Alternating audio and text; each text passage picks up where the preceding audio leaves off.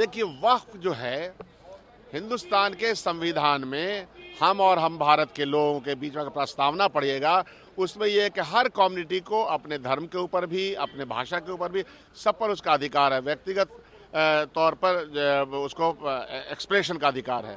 वक्फ की प्रॉपर्टीज भी under that law protection के तहत आता है और संवैधानिक पोजीशन उसको मिला हुआ है। उसमें अगर आप अमेंडमेंट कर रहे हैं तो आप एक तरह से जो हमारे बुजुर्गों ने ज़मीनें दी, उसी तरह से ज़मीनें तो ऐसे ट्रस्ट को दिया है जैसे हिंदू न्यास है, धार्मिक न्यास, उसको दिया है, अच्छी बात है, उसमें लोग अपना काम करते हैं। तो यह एक तरह का न्यास है और उस न्यास पर वक्फ क्या है, न्यास है।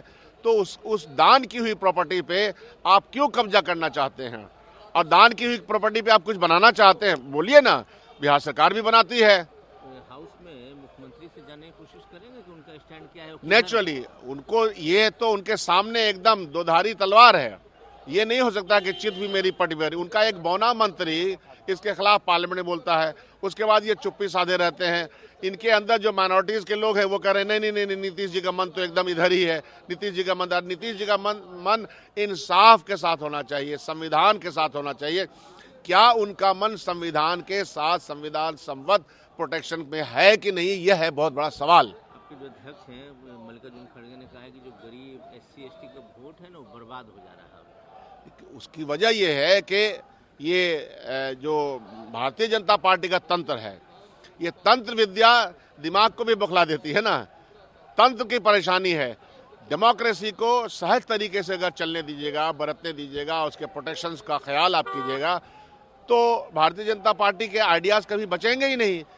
भाई, सेकुलरिज्म के शब्द पे भारतीय जनता पार्टी क्या बोलती है? वो तो प्रस्तावना में है, सुप्रीम कोर्ट ने भी बोल दिया है। तो प्रस्तावना के खिलाफ है ना भाजपा। आपने कोर्ट की बात की, कोर्ट ने तो कल कहा कि अगर आप जीत गए तो EVM अच्छा, हार गए तो खराब, ये नहीं चलेगा।